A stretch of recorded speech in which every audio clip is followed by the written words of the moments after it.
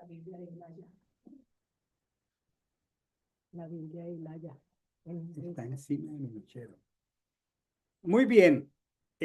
Vamos a abrir la escritura. Voy a compartirla en el libro de Shemot, en el libro de Éxodo. Recuerden que Shemot es el nombre hebreo para lo que han traducido como Éxodo. Denme un segundo aquí. Yo me aseguro que tengo lo que quiero. Un minutico, un minutico. Denme un segundo aquí.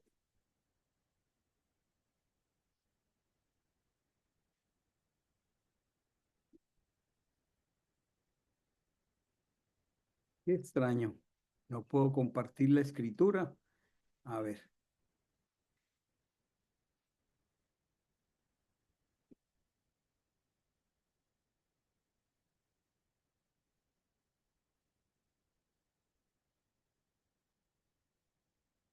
¿Qué me puede estar pasando? A ver. Denme un segundito.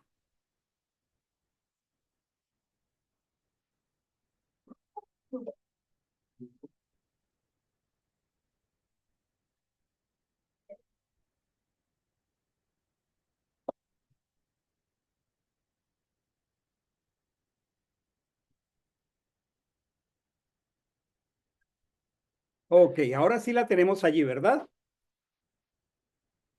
Ok, voy a leer. Les estaba recordando que el libro que han traducido como Éxodo en hebreo se denomina nombres, Shemot, de la palabra Shem en hebreo, Shemot es plural. Y hemos estado revisando el precioso regalo de la entrega de la Torá. Aprendimos de la entrega de la Torá en la parachá de Yitro, el suegro de Moche. En esa parachá completa que nos dedicamos a hablar de Yitro como suegro y como padre, allí fue entregada la Torá. Y hasta el capítulo 24 se está entregando la Torá. ¿Y qué ha ocurrido con lo que comenzamos a ver solamente como introducción la semana pasada? Que el Señor comenzó a entregar procedimientos. ¿Para qué? El Señor entregó procedimientos que se llaman mishpatim, para traer orden a su pueblo. Porque Él es un Elohim de orden. Y sin orden no puede gobernar el Señor, porque Él es un Elohim de orden. Entonces, miren el sentido de todo este propósito. Primero, el Señor libera a su pueblo. Esto ocurre a través de la convocatoria de Pesach. Una vez que libera a su pueblo, Él lo lleva rumbo a Sinai, al monte Sinai. Y en el monte Sinai nos entrega la Torá. ¿Y para qué entrega la Torá y los procedimientos, las instrucciones? Para que el pueblo del Señor pueda estar en orden. Y una vez que su pueblo está en orden, pues vamos a ver qué continúa, qué es lo que vamos a ver esta noche. Entonces, esta parachá es muy preciosa y se denomina trumá. Trumá es una palabra que está aquí en mi bosquejo. Aquí está, truma, y significa una ofrenda de uso elevado. Seguramente en castellano ustedes la encuentran como una ofrenda elevada, pero la pregunta es, ¿y qué leemos por una ofrenda elevada? ¿Qué entendemos? Entonces, vamos a ver por qué esta ofrenda es una ofrenda del uso más elevado y toda la porción va desde el capítulo 25:1 hasta el capítulo 27:19 de Shemot, o sea, de Éxodo. Voy a leer aquí, voy a volver a la escritura. Y dice, habló Achén a Moisés diciendo, di a los hijos de Israel que recojan una ofrenda para mí. Esto que dice aquí el texto castellano donde está mi cursor, ofrenda para mí, que es la traducción, si lo miramos en el texto hebreo, es una trumá. Y miren esto, miren esto. Estamos en el capítulo 25 del libro de Éxodo. Y vamos a ir hasta el capítulo 40. Quiere decir que todo lo que comenzamos a revisar aquí, que es el capítulo 25 hasta el 40, corresponde a 2/3 del libro de Éxodo de Shemot.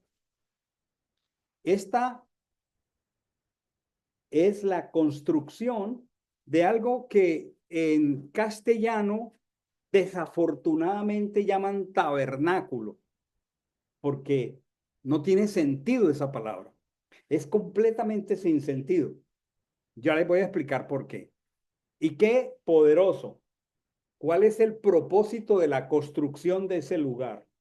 Pues la presencia del Señor. Miren esta estadística de la escritura. La escritura usa solo 34 versos para hablar de la creación del cielo, la tierra, el mar y todo lo que en ellos hay. 34 versos. Pero usa 2/3 del libro de Shemot para hablar de la presencia de Dios en medio de su pueblo. Y además, en 4 parachot más, se continúa hablando de la construcción del santuario. ¿Qué indica esto? Que más importante que la creación de los cielos y la tierra es el anhelo que Dios tiene de morar con nosotros. Es demasiado importante, porque si él solo le dedica 34 versos a la creación de algo tan majestuoso como el universo, el cielo, la tierra, el mar y todo lo que en ellos hay, ¿cómo le dedica 3/3 de 4 a esta parachá? Perdón, a esta construcción del santuario, comenzando con esta parachá. Y miren ahí que en mis notas tengo otras parachot donde se sigue hablando de la construcción del santuario. Trumá misma, que vamos a comenzar a verla ahora, Tetzabé, Kitizá, Bayaquel y Pecudel. O sea, 1, 2, 3, 4, 5 parachot para dedicarse a hablar del santuario donde él va a morar. ¿Tiene sentido revisar esto? Entonces dice, di a los hijos de Israel que recojan una, vamos a cambiar de lentes, vamos a dejar de decir allí una ofrenda y vamos a decir una trumá, o sea, una ofrenda única de alto valor para el Señor. ¿Sí? Y dice, de todo varón generoso de corazón recogeréis una truma para mí, o sea, una ofrenda de alto valor. Y esta es la ofrenda. Tengamos en cuenta algo. La ofrenda dice que era una ofrenda de generosidad, o sea, era voluntaria. O sea, solo los voluntarios dieron. Sin embargo, aquí dice, esta es la truma que recogeréis de ellos. Oro, o sea, siendo voluntaria, el Señor determinó cuáles son los materiales. No porque era voluntaria todo, cada uno traía lo que bien le parecía, sino siendo voluntaria, los materiales eran oro, plata, bronce, azul, púrpura, carmesí, lino fino y pelo de cabras. Y luego dice también pieles de carnero teñidas de rojo, pieles de tejones, troncos de acacia, aceite para el alumbrado, especias para el aceite de la unción y para el incienso aromático. Entonces, en primer lugar, eran materiales del más alto valor. El oro. ¿A quién representa el oro? Al Mesías como rey. Claro, es que todos los elementos de la construcción que se llama en castellano, bajo ese término, que nada bien empleado. Y no tengo ningún deseo de andar diciendo de manera negativa las cosas, pero es que el tabernáculo es una palabra que viene del latín. ¿Y qué tiene que ver el latín con esto? En el original de tabernáculo viene de taberna. ¿Por qué tradujeron desde el latín los textos de la palabra del Señor? Y bueno, en el sentido de los soldados romanos, era una tienda de campaña donde los soldados pasaban la noche. Pero ¿será que podemos comparar una tienda de campaña militar con la morada de Dios? De ninguna manera. Entonces, por eso nosotros al tomar el tiempo para estudiar la escritura, buscamos el sentido de lo que el Señor realmente dijo. No es una tienda de campaña militar, si bien de alguna manera así lo era. La gran pregunta es, ¿y por qué los traductores no toman del hebreo los sentidos y a cambio lo toman del latino o del griego?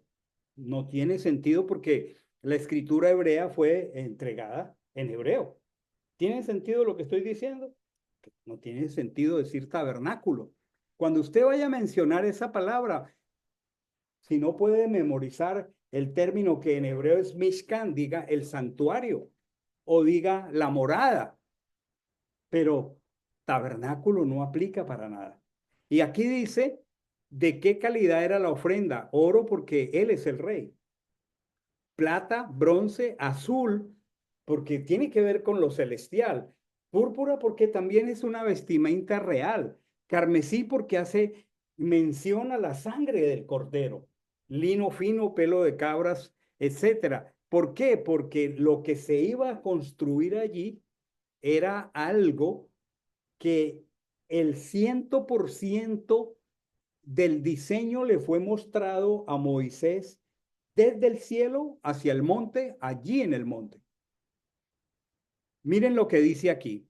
Voy al verso que lo tengo aquí señalado. Y harán un santuario. A cambio de usar la palabra tabernáculo, siempre use la palabra santuario o la morada. Dice, harán un santuario para mí y habitaré.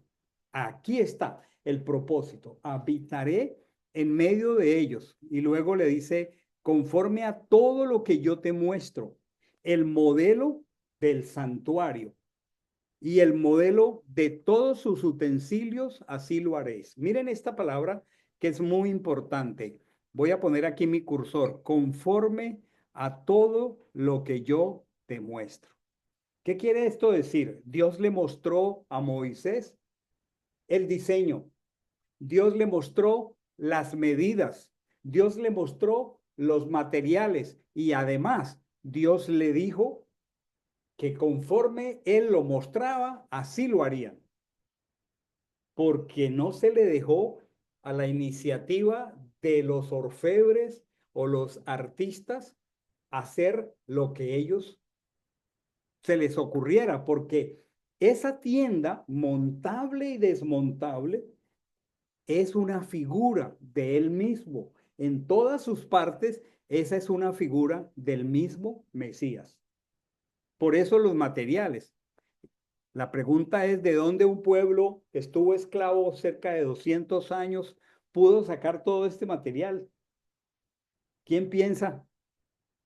¿De dónde, si estuvieron esclavos y acaban de salir, de dónde obtuvieron esta cantidad de materiales que si fuéramos a construirla hoy costaría cientos de millones de dólares hoy, al precio de los materiales hoy? ¿Y de dónde ellos pudieron sacar eso si estuvieron esclavos?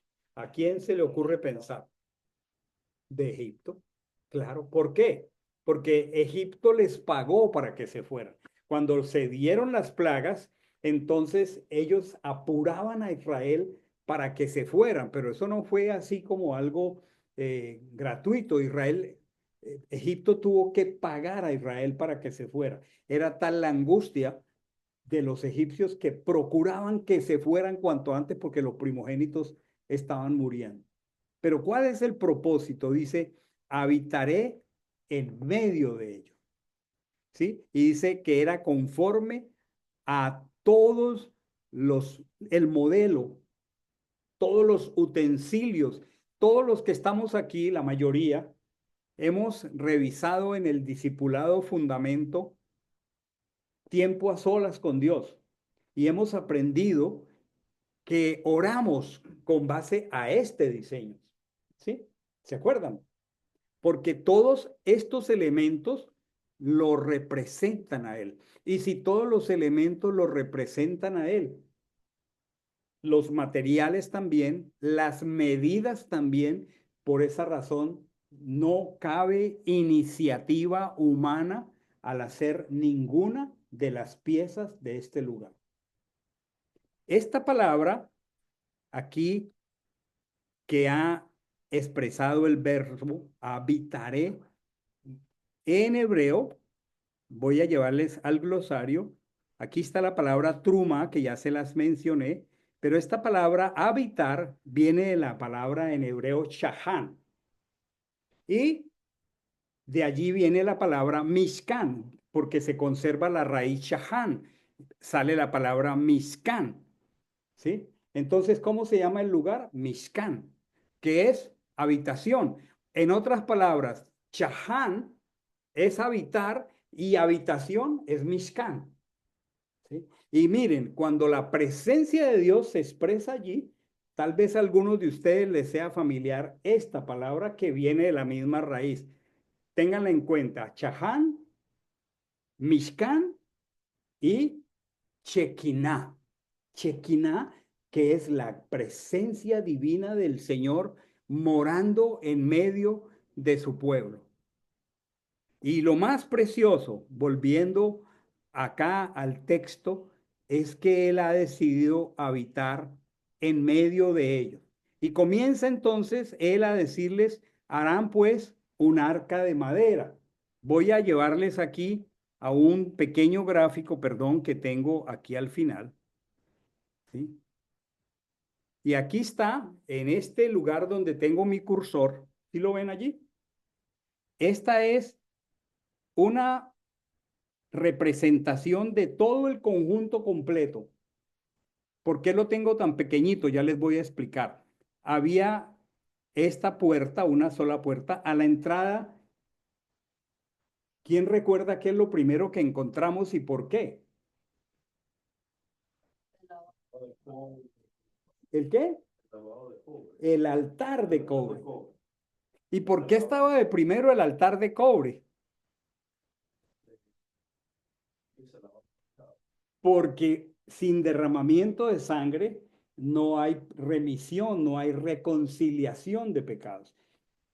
¿Y quién es el cordero que se inmoló en ese altar? Él mismo.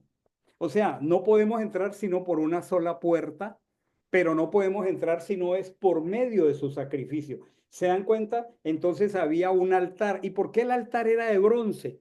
Porque el bronce es un material que representa juicio y allí lo que había era fuego, el fuego del altar. Entonces todos los elementos del santuario obedecen a una expresión o de la persona del Mesías o de la obra del Mesías.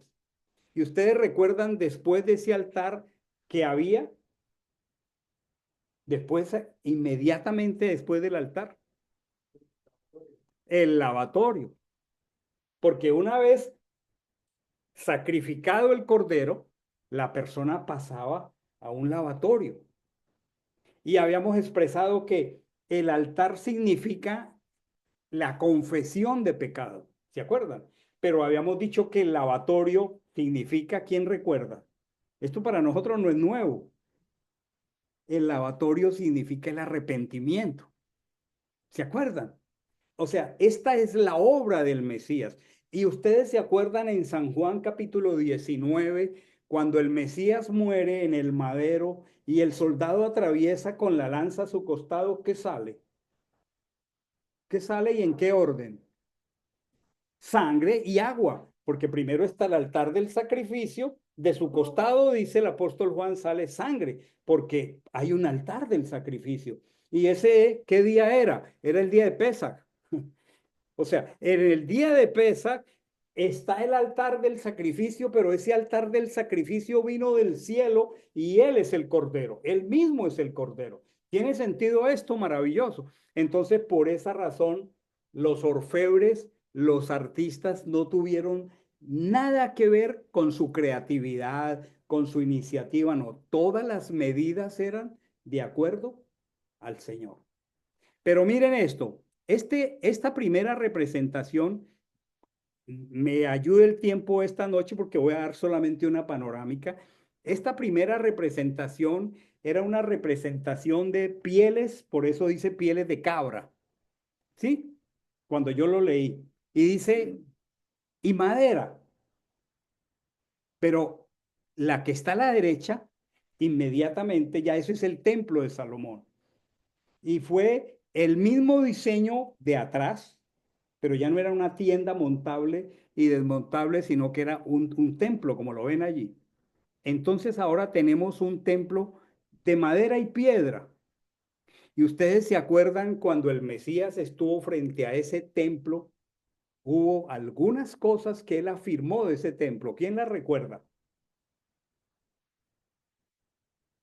El templo está aquí.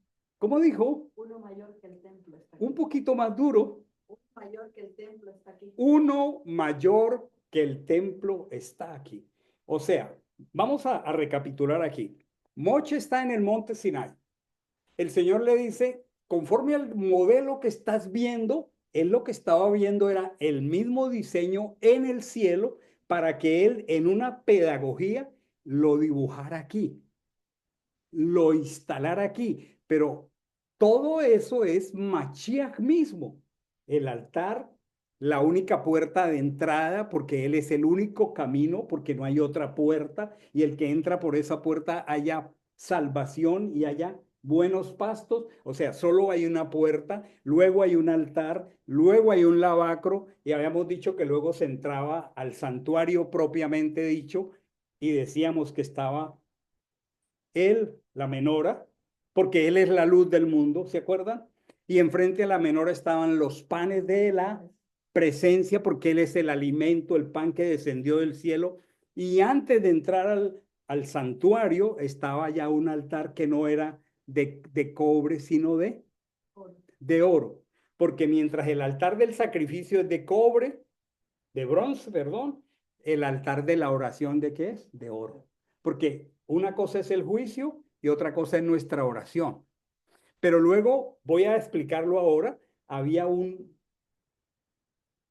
velo que impedía pasar al lugar santísimo. Voy a detenerme esta noche ahí. Y ya en el lugar santísimo estaba el arca del testimonio, donde estaban las tablas de la Torá que hablamos que fueron entregadas la semana pasada. Estaba la vara de Aarón que reverdeció y estaba un poco de maná del desierto. Todo eso es un símbolo de él. Entonces, miren esto. Primero fue una tienda donde está mi cursor de madera y pieles. Después fue de piedra y madera. Después fue él mismo. Por eso él dijo, como muy bien lo anota Hilda, uno mayor que el templo está aquí.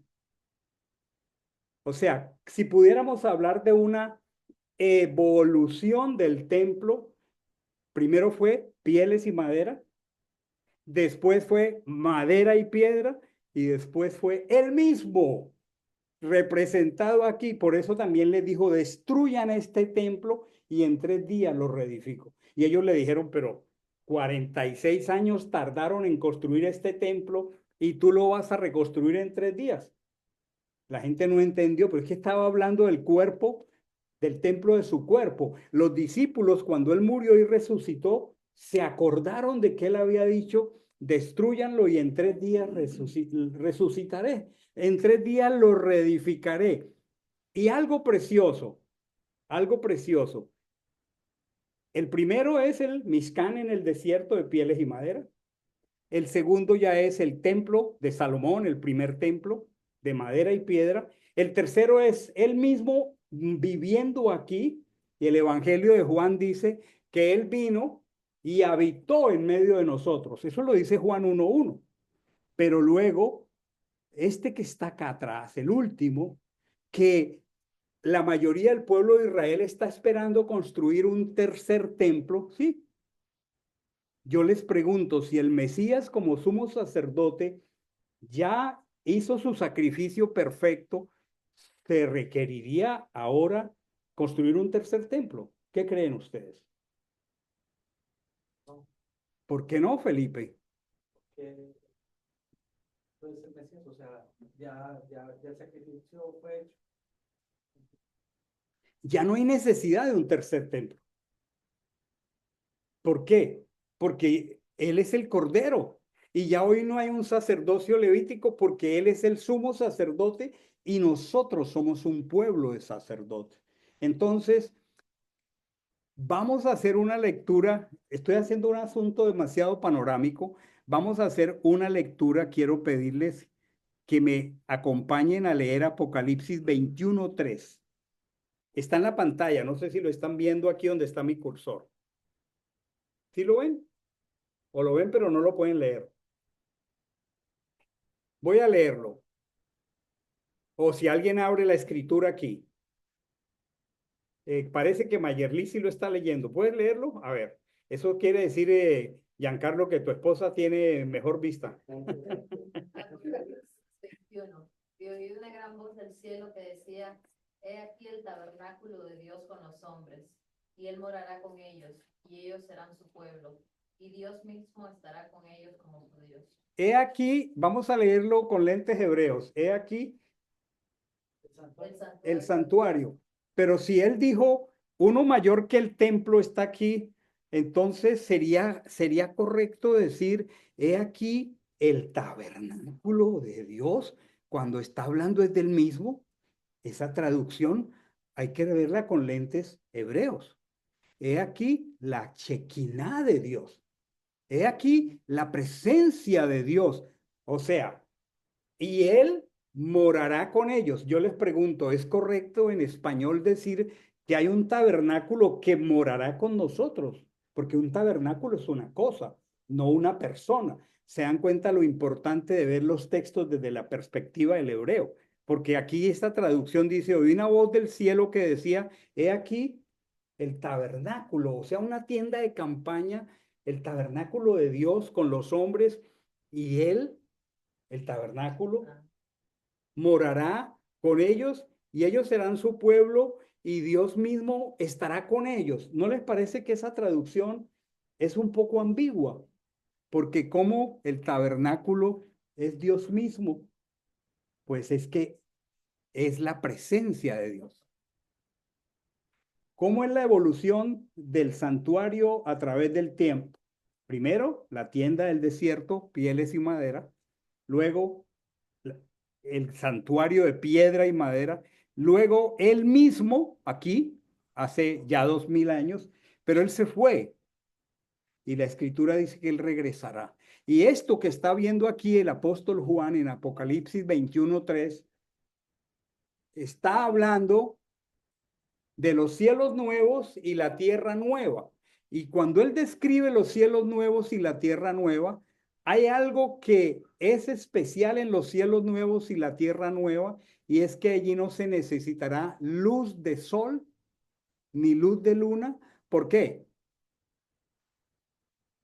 Porque está Él. Y si está Él, ¿quién es Él? La luz del mundo. Por eso Él es alguien superior a la luz. Entonces, en ese lugar ya no será necesaria la luz del sol ni la luz de la luna, porque habitaremos al resplandor de su presencia. ¿Tiene sentido toda esta panorámica hermosa esta tarde, esta noche? Ahora les pregunto, si el Señor pide una trumá para que Él habite en medio de nosotros, que fue una ofrenda costosísima, ¿cuál sería la aplicación espiritual hoy de dar un precio tan caro para su presencia? ¿Qué piensan ustedes? ¿A qué se referirá hoy? Porque hoy no construimos templos. Entonces, ¿a qué se referirá algo tan costoso? Interactuemos aquí y los que están allá atrás también pueden opinar. ¿Qué piensa Maritza? Si la ofrenda fue tan cara y hoy no construimos santuarios, entonces, ¿a qué se refiere algo tan costoso? Y esa ofrenda era para que él habitara en medio de su pueblo. Entonces, ¿cuál sería la aplicación espiritual hoy para nosotros? La Torah. Seguir la Torá. Muy bien, Harold. ¿Qué piensa Maritza? Seguir los mandamientos, lo que es la Seguir los Torá. mandamientos, está sinónimo de lo que dijo Harold. Felipe, También, y también, no sé, tener una relación con él, o sea, en personas, una relación con el Padre, una relación. por allí. Es el costo de buscar su presencia. Es el precio que hoy tenemos que pagar. A nadie más que a Él, para buscarlo a Él. O sea, hoy no construimos templos y la gente los construye porque buscan un lugar donde congregarse. ¿Sí? Unos son más costosos y otros menos costosos, pero en la aplicación práctica, volviendo al verso que quiero volver, es yo habitaré en medio de ellos. Eso se llama buscar tener tiempos a solas con Dios. Eso se llama intimidad con Dios. Eso se llama comunión con Dios. Ahora, en sentido espiritual, esta tarde es un panorama del módulo número 3 de Discipulado Fundamento, que es cómo escuchar la voz de Dios. Entonces, a manera espiritual hoy entendemos que lo que viene es el mismo. No estamos esperando un tercer templo, lo estamos esperando a él. Ya hoy no es necesario, pero sí podemos entender en cada uno de los elementos que él le ordenó a Moisés construir conforme él miraba desde arriba. Lo primero, voy a venir acá al texto, lo primero que le dijo es, harás pues un arca de madera, de acacia. Ahí está el material. Su longitud será de 2,5 codos, su anchura de 1,5 codos, su altura de 1,5 codos. Lo cubrirás de oro puro, lo recubrirás por dentro y por fuera. Le harás una moldura de oro alrededor de ella. Fundirás para ella 4 argollas de oro que pondrás en sus 4 esquinas, 2 argollas a un lado de ella y 2 argollas al otro lado. También harás varas de madera de acacia y las recubrirás de oro y meterás las varas por las argollas. Esa explicación es la que tengo aquí. ¿Y qué había allá adentro? Había, ¿quién recuerda? Lo repetimos por segunda vez esta noche. La vara de Aarón que reverdeció, el maná del desierto y las 2 tablas. ¿Sí? Maná, las 2 tablas y la vara de Aarón. Y aquí está la representación. Esta expresión que está aquí, volviendo a la escritura, dice aquí, perdonen un segundo, aquí está, miren aquí. Dice, y allí me reuniré contigo entre los 2 querubines que están sobre el arca del testimonio y por encima del reconciliatorio hablaré contigo. Volvamos al gráfico. O sea que este es el lugar más íntimo de la casa. Haga de cuenta que la casa tiene 3 recámaras, un atrio, un lugar santo y un lugar santísimo. Este es el lugar de la presencia de Dios. Allí me reuniré contigo y hablaré contigo entre los dos querubines. Eso era un privilegio exclusivo de Moisés. Y encima de esta caja estaba una lámina de oro. Estoy ahora a la derecha. ¿Sí la ven aquí? ¿Sí ven el cursor? Marisa, ¿lo ve mover mi cursor? Ok. Esta lámina estaba aquí encima. Paso de un lado para otro. Y esta lámina era una lámina de oro y estaba cubierta por este par de querubines. Y el día de Yom HaKippurim, aquí se rociaba la sangre de los sacrificios el día de la expiación. ¿Por qué? Porque sin sacrificio no hay reconciliación. O sea que la descripción del santuario viene de adentro hacia afuera. Vuelvo al texto. No encuentro una manera que no sea panorámica de tratar de transcribir esto esta noche, porque si no el tiempo no me daría con todo el detalle. Imagínense en el santuario. La parte más íntima es la más importante y es de la que comienza a hablar primero. ¿Qué está allí? El arca. El arca se llama el arca del testimonio. ¿Quién es el testimonio? Mashiach. ¿Qué dice Primera de Juan? El que tiene al Hijo tiene el testimonio en sí mismo. ¿Quién es el Hijo del hombre? Mashiach. El que tiene al Hijo tiene el testimonio en sí mismo. ¿Cuál es el testimonio? Todo está hablando exclusivamente de Él y está hablando de lo más íntimo hacia afuera. Luego volvemos acá y dice, ya había una mesa de madera, ¿sí? Y está aquí, saliendo del lugar santísimo, está el lugar santo. ¿Recuerdan en el material de Discipulado Fundamento el lugar santo? ¿Se acuerdan que fluye de oriente a occidente? ¿Se acuerdan? ¿Y por qué fluye de oriente a occidente? ¿Quién recuerda qué significa en hebreo la palabra oriente? Estoy haciendo esta noche una recapitulación. ¿Quién recuerda qué significa desde el hebreo la palabra oriente?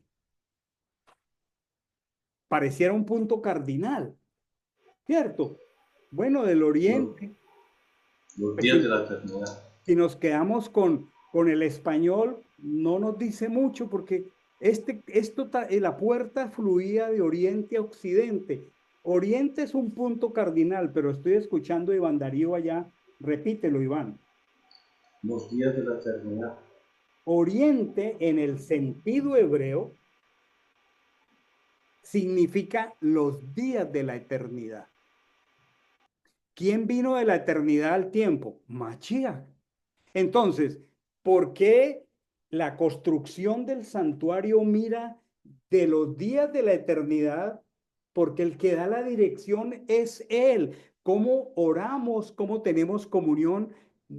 No es a nosotros que se nos ocurre cómo oramos, sino que la instrucción viene desde los días de la eternidad. Esa es una palabra que en hebreo es kedem, el kedem, pero la escritura en castellano lo traduce como oriente. Nos quedamos un poquito desubicados, pero si entendemos que esto viene de los días de la eternidad, la comunión con el Señor fluye de la eternidad para nosotros, nos da revelación. Me dice, mira, Oscar, entra por la única puerta. Y me dice, yo soy la puerta. ¿Y dónde estaba la puerta? En el Kedem, al oriente, porque Él vino de la eternidad. ¿Tiene sentido toda esta maravillosa tipología? Claro, claro que tiene un sentido precioso.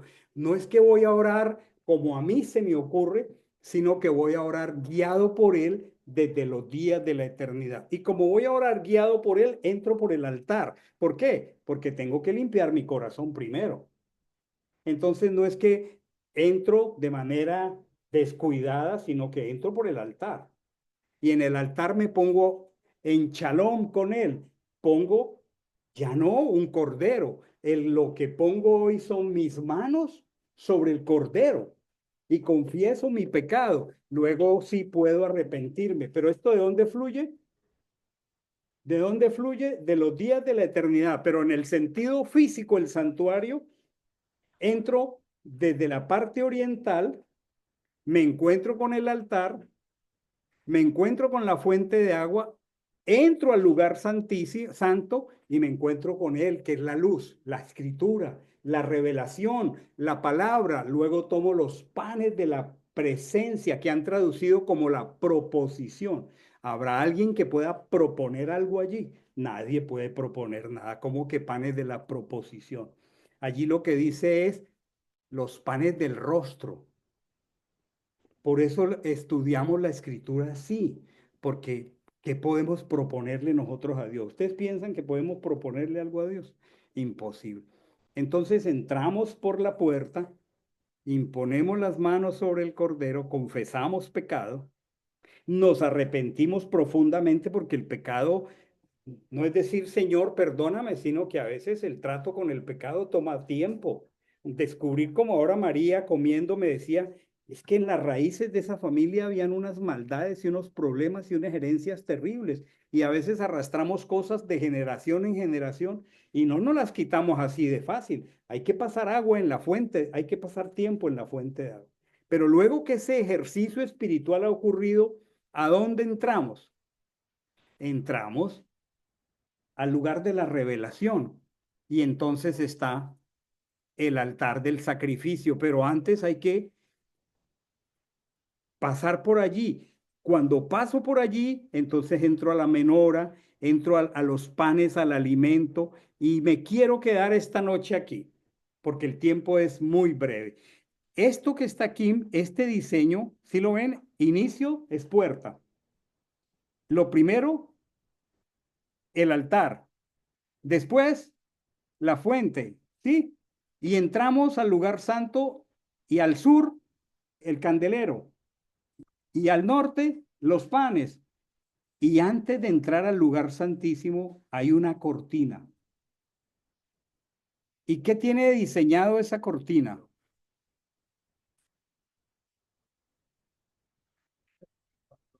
¿Cómo, Felipe? Dos querubines. ¿Y por qué antes de poder entrar al lugar santísimo, o sea, al lugar de la morada? Imagínense el diseño de una casa familiar. Y en la casa familiar hay una alcoba que se llama la alcoba matrimonial.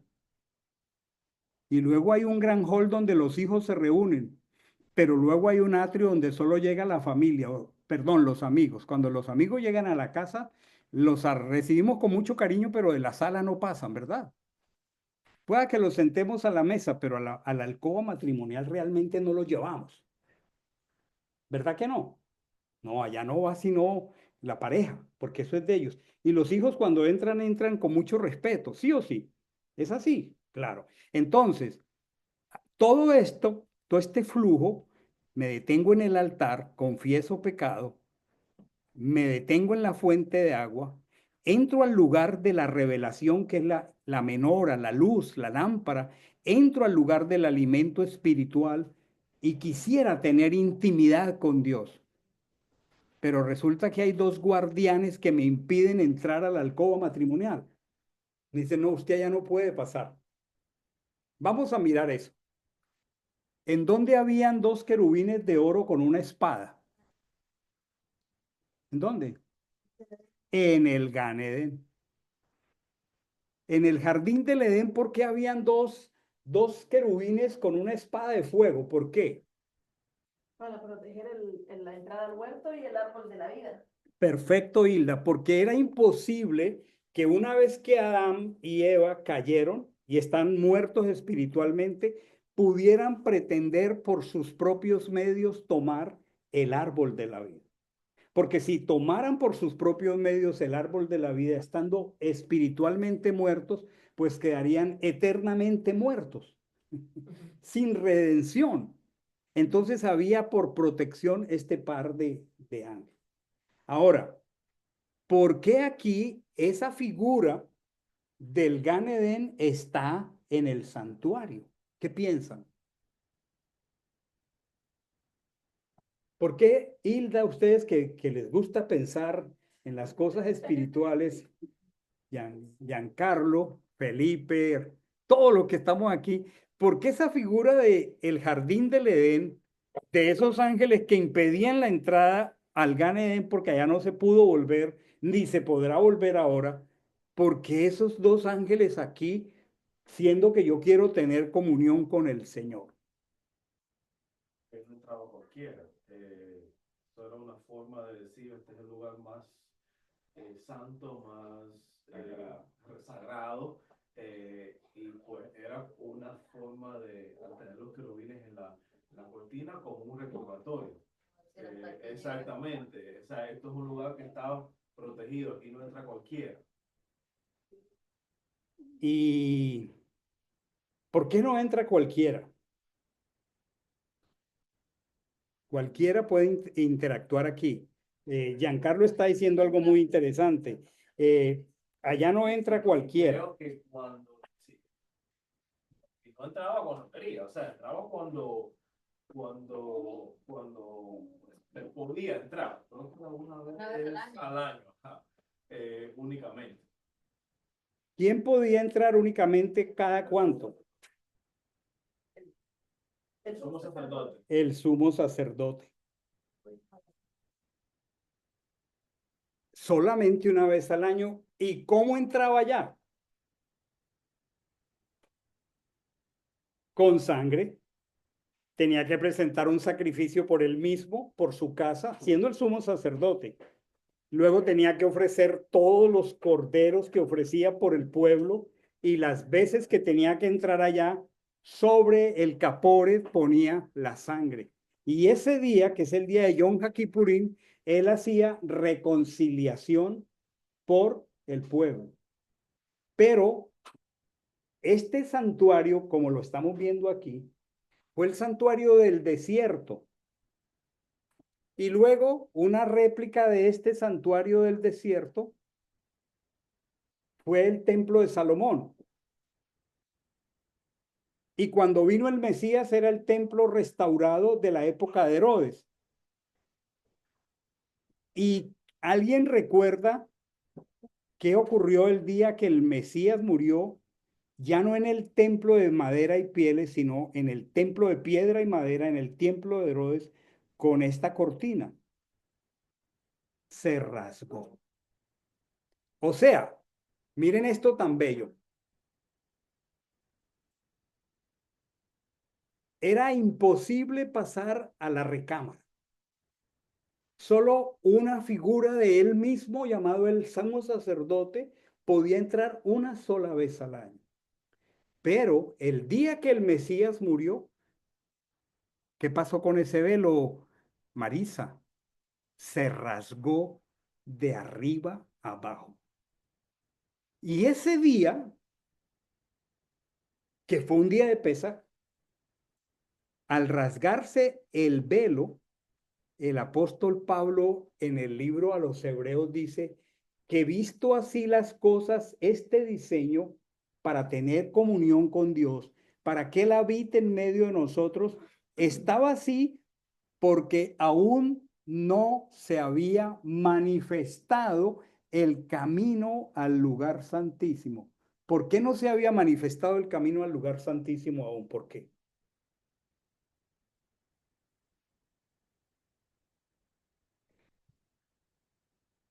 Por dos cosas.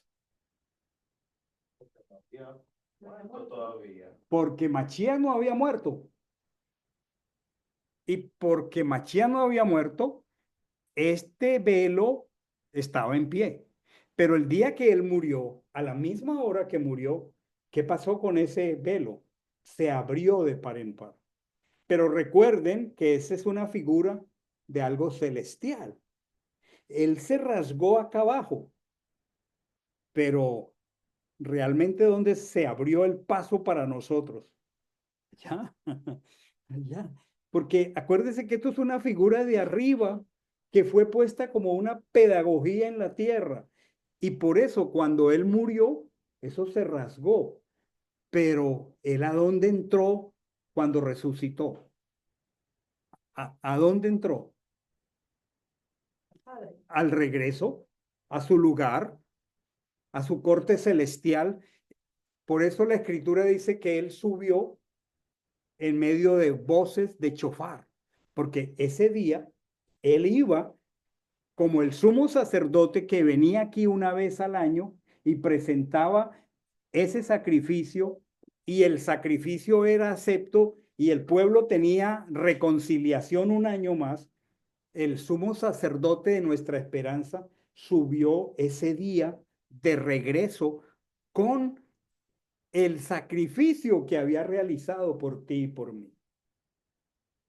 Entonces esta era solamente una figura celestial, perdón, terrenal, de algo que opera celestialmente. Y que a menos que nosotros la entendamos, realmente la habitación de Dios en medio de nosotros va a estar comprometida. El que Dios pueda habitar en medio de nosotros implica, número uno, un sacrificio. ¿Quién ya lo puso? Él lo puso. Pero de nosotros implica que vamos al lavatorio y nos arrepintamos, porque no podemos estar confesando siempre los mismos pecados. Tenemos que encontrar la raíz de ese pecado.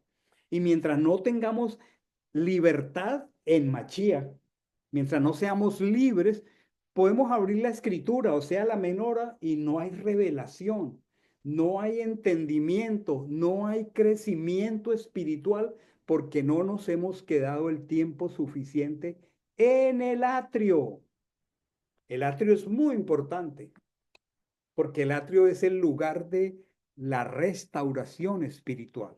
Y la restauración espiritual es un proceso largo, para unos más largos que para otros, porque unos vinimos con más carga de pecado.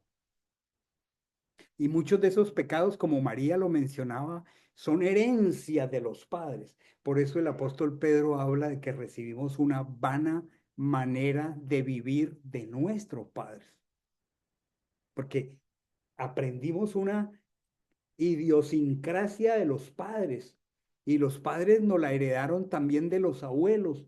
Y si no conocíamos al Señor por generaciones, pues no gobernaba el Mesías en familias por generaciones, padres, hijos, nietos, abuelos, tatarabuelos.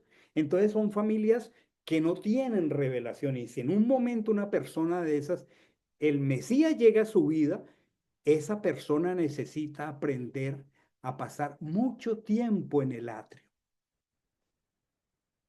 confesando, arrepintiéndose, para que al entrar acá al lugar santo, donde está la menora, haya luz, haya revelación, haya entendimiento y haya alimento que se va digeriendo. Y producto de eso, como hoy la cortina ya está abierta, como ahí ya no hay querubines, entremos a la intimidad de la cámara secreta. ¿Cómo les parece cuánto el Señor anhela que tengamos su presencia en nosotros? Pero tal como voy a hacer la figura, estoy diciendo que el lugar santísimo es a la casa el equivalente de la alcoba matrimonial.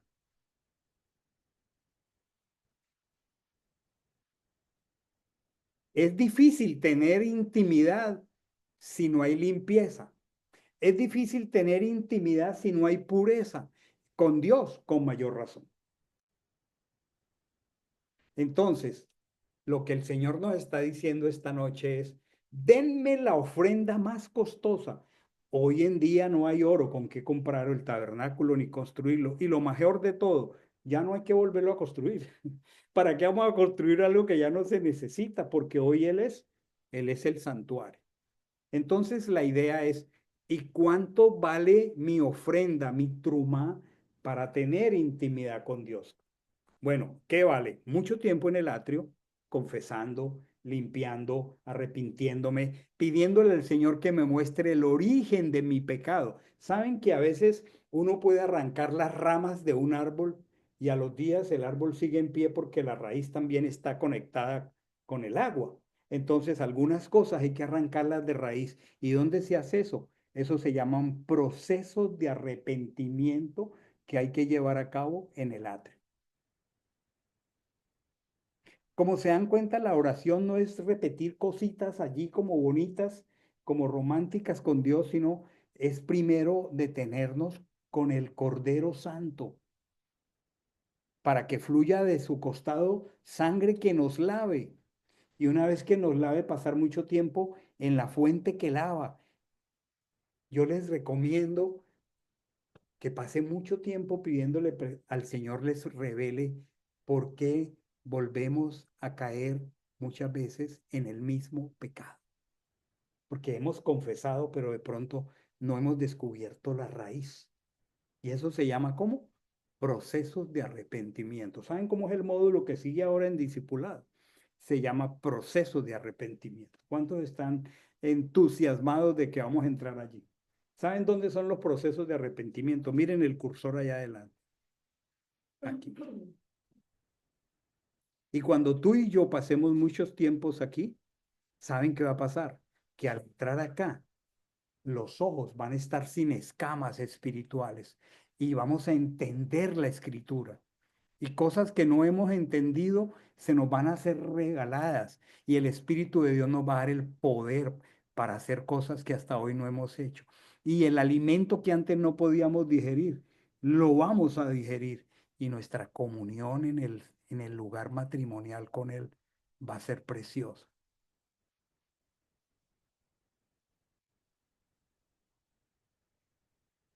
Si me hubiera quedado leyendo todos los textos de Éxodo 25, 26 y 27, no me alcanzaría el tiempo ni de aquí a las 12 de la noche deteniéndome a hablar de cada uno de los detalles.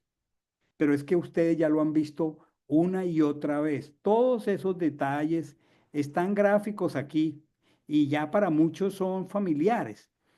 Pero yo lo que quería en esta noche era llamar nuestra atención y la mía acerca de en dónde estás tú en tu peregrinaje hacia la alcoba matrimonial con el Creador. ¿Qué piensa cada uno? ¿Podría cada uno de nosotros ubicar cuánto tiempo nos hace falta pasar en el atrio?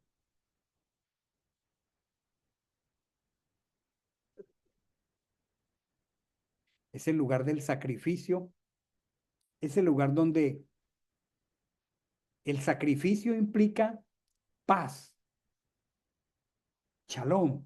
Y shalom es la sensación de que no tengo deudas pendientes y yo necesito pasar mucho tiempo aquí con el Cordero.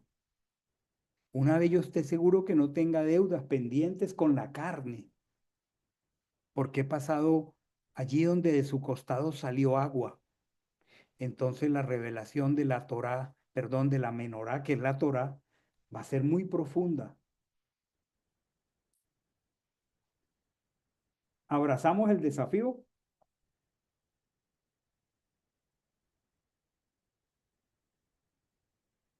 ¿Abrazamos este desafío en esta noche hermosa de Shabbat? Los quisiera escuchar, tanto allá como acá.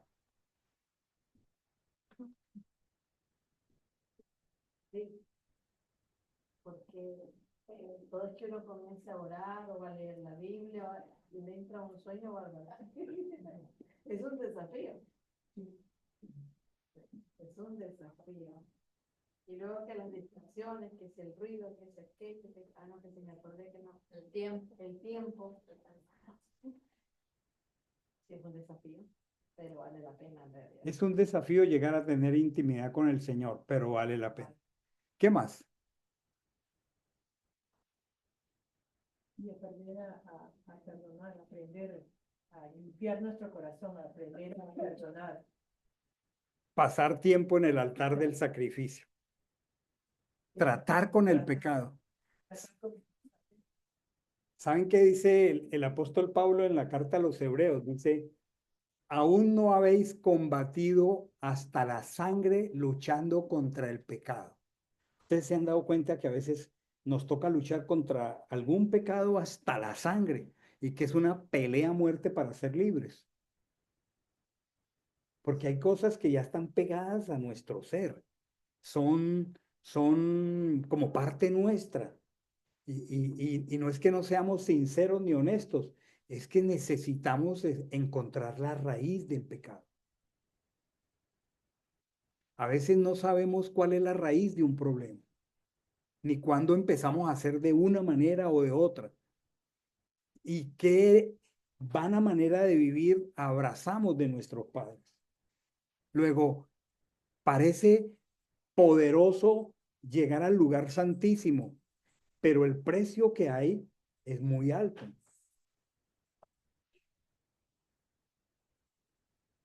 ¿Qué piensas, Harold? Que hoy estás muy meditabundo. Pastor, estaba pensando en buscar la raíz de por qué uno peca y sobre todo el mismo pecado. ¿Por qué? Peca, se arrepiente, le duele, pero vuelve luego a reincidir en el mismo pecado. Y no creo que sea por falta de honestidad, ni por falta de sinceridad. Es que algunos procesos de arrepentimiento son muy profundos y a veces, muchas veces requieren ser ayudados. Cuando entremos en unos días a ese precioso módulo, ese ya no va a ser un módulo en un salón de clases con 5 compañeros, ni con 6, ni con 3. Va a ser 1 a 1 máximo con el matrimonio y los pastores.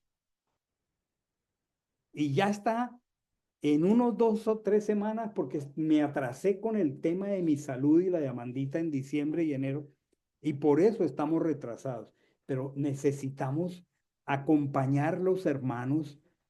Ya verán cómo va a ser de hermoso ese tiempo, en procesos de arrepentimiento, para que eso que tan sincera y honestamente está diciendo Harold, que a veces uno de manera sincera confiesa un pecado y luego vuelve y cae, ¿cierto? Pues que no vuelva a pasar.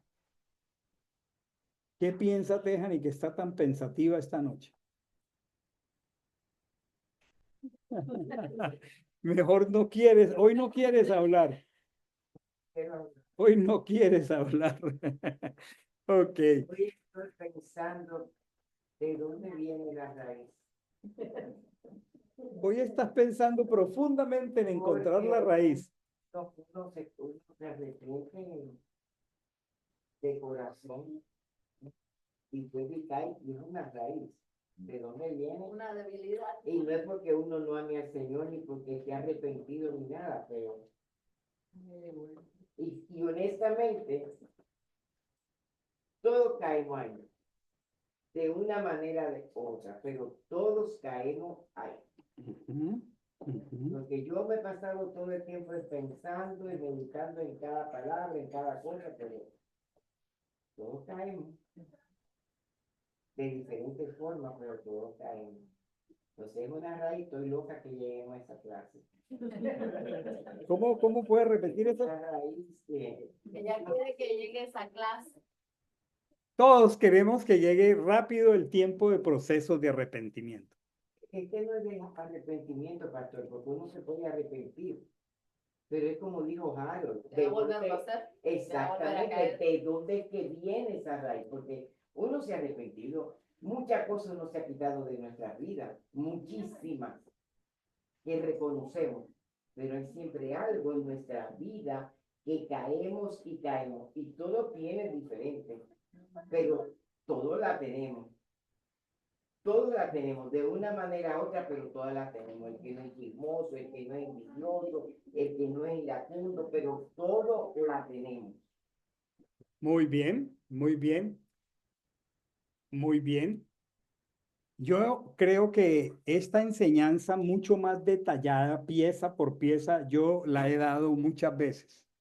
Pero esta noche yo quería era que nos hiciéramos conscientes de este primer texto de la Escritura que es precioso. El primer texto de la Escritura, voy a volver aquí. Porque todos estos muebles, como les digo, se ocupan de ellos 4 parachots más. Porque ya lo vamos a ver, pero yo quiero que nos quedemos esta noche con solamente esta palabra.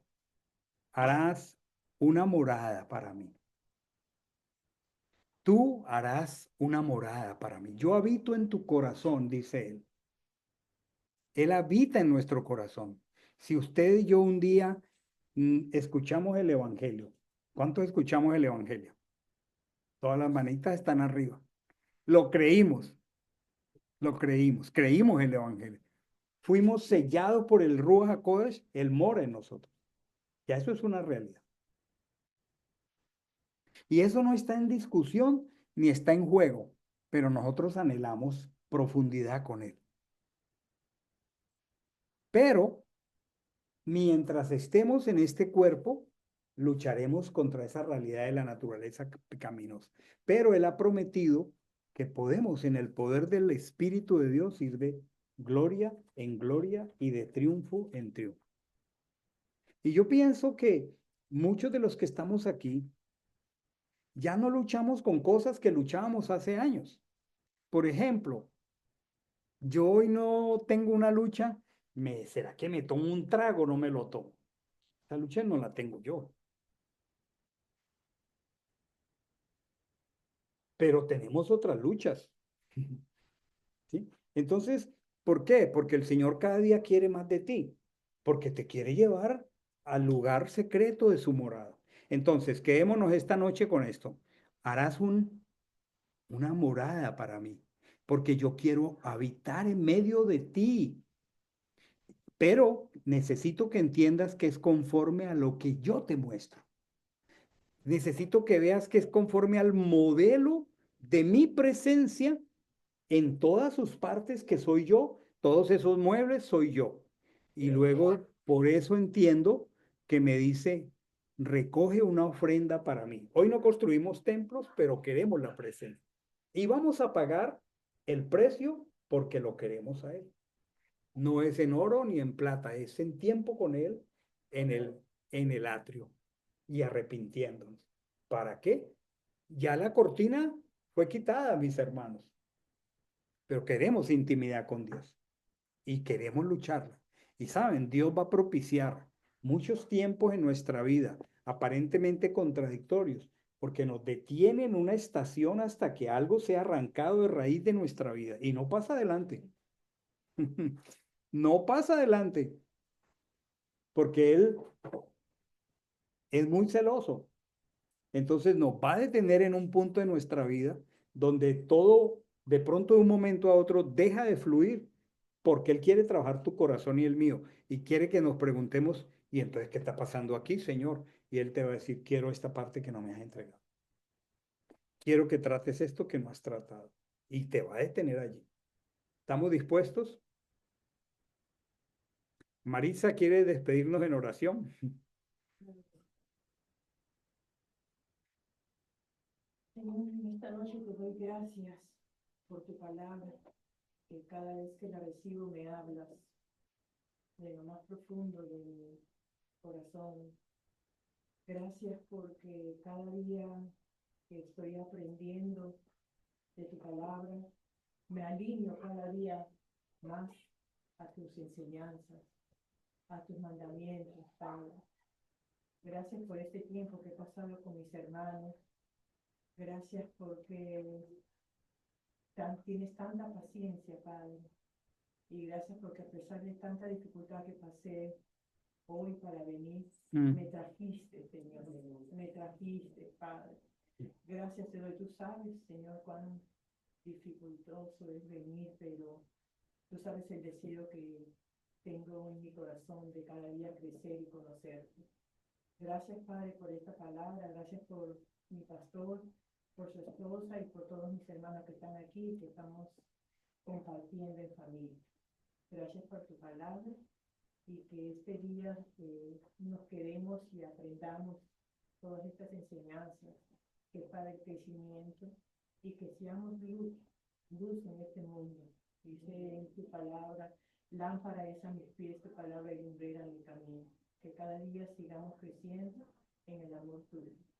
Amén. Amén. Amén. Bendito sea Dios. Bueno, mañana en el cierre de Shabbat nos encontramos online. Que Dios les bendiga a los que entraron hoy desde sus casitas, Ivancito, Elena, Anderson, Marina. Nos vemos mañana a las 5 de la tarde. Excelente. Pastor y todos por allá, muchas bendiciones. Chao, chao. Shabbat Shalom, bendiciones. Un abrazo para todos. Un abrazo. Me quedé esperándote, Anderson. Ay, Tejani, no me diga. Ahora, y te traje cabeza y todo. Dígale al pastor que le cuente, Tejani. Les pido disculpas. Buenas Que- noches. Buenas noches.